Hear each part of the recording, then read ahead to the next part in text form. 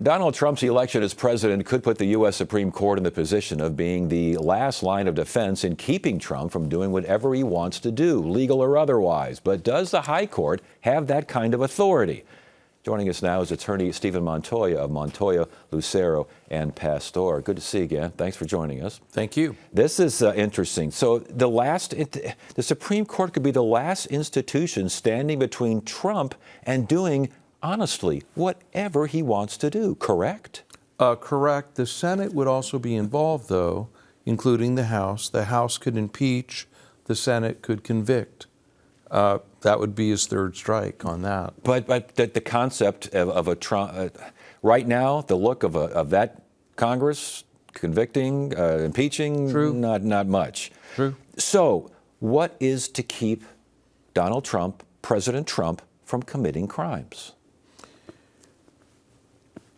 I think public opinion, the Supreme Court could intervene. The Supreme Court did order President Nixon to turn over the tapes, the White House tapes, allegedly reflecting criminality. He complied with the court order. President Trump in the past has complied with orders from the federal courts.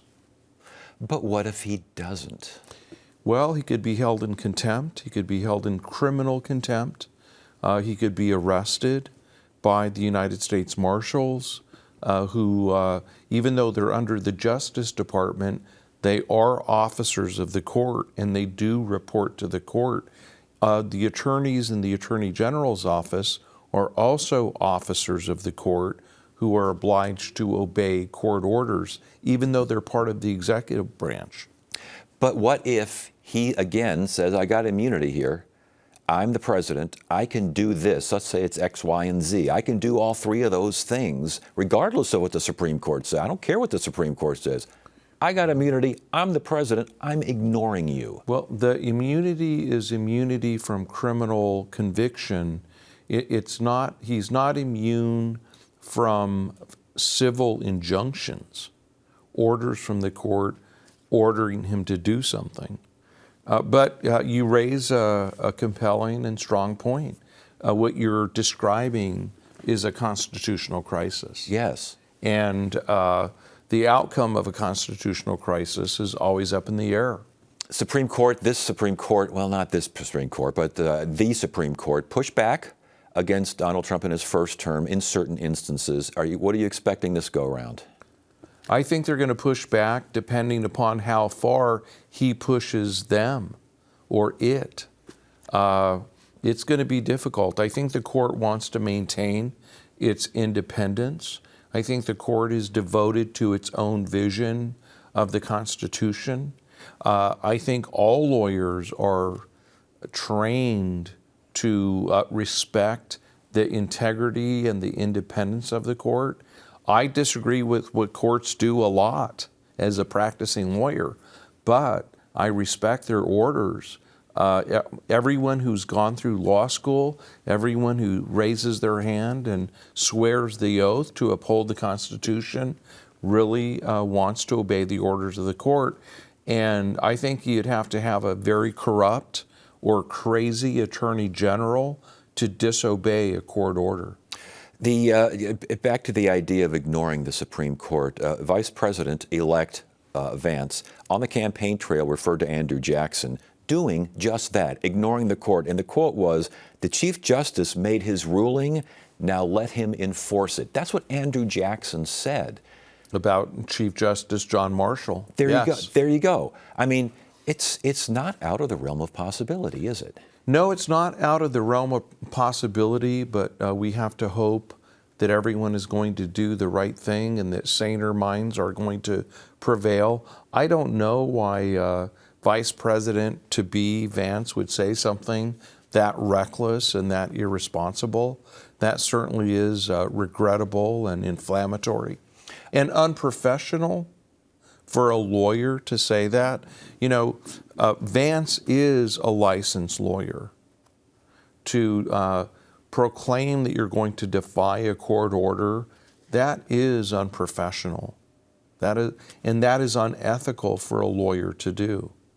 Okay, with all of this in mind, are Are you expecting openings on the Supreme Court? If so, what gives? Well, I am expecting openings on the Supreme Court, at least one or two. I was researching this in preparation for this show, and most presidents get to nominate a one or two. Trump was lucky he got three. I think he'll probably get one or two more, and that's going to be a lot given the fact that he's already appointed three. But more importantly, he's going to be able to appoint a lot of lower court judges. And these judges that he's appointing are increasingly radical. Remember, the Fifth Circuit Court of Appeals is really doing a lot of things even this conservative Supreme Court is not happy with and is consistently reversing. It used to be the liberal Ninth Circuit that was being reversed. Yes. Now it's the ultra-conservative Fifth Circuit that is being reversed. And Trump could elevate some of those members of the Fifth Circuit to the Supreme Court if an opening arises. Would an opening arise with retirement, do you think? Well, with the two, I mean, Alito and Thomas look like the two most likely to do. Do you see that in their future? No, I don't. Alito has already precluded it privately. Thomas hasn't said anything. He's the oldest, but he's not that old. He's only 76. But as you know, all you have to do is watch television to know how, it's no surprise when someone passes away. Or if you have a Kennedy who just basically says, I'm comfortable leaving now and I'm comfortable having this president make the success. I mean, whether or not he was comfortable with the final choice, we don't know, but it sounds like he was. I mean, they could do that to ensure that those chairs continue to be held by a conservative for decades to come. They could, but Kennedy did that with the assurance that Kavanaugh would replace him. I'm not saying I'm a big supporter of Kavanaugh. However, Kavanaugh is not crazy, and he is not a radical. He is a mainstream conservative. But replacing one mainstream conservative with another will just prolong this conservative streak in the Supreme Court into the future, rather than changing the nature of the court and making it something radically far right, which I don't think it is right now.